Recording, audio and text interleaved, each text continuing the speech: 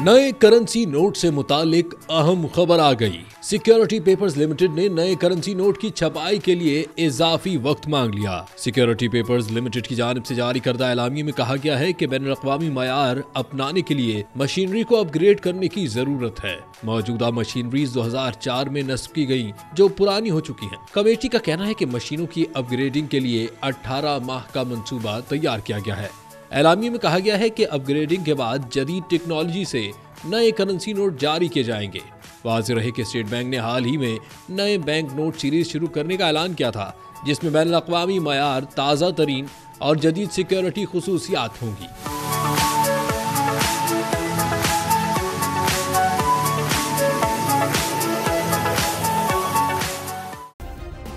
Subscribe करें और bell दबाएं ताकि कोई खबर रह न जाए।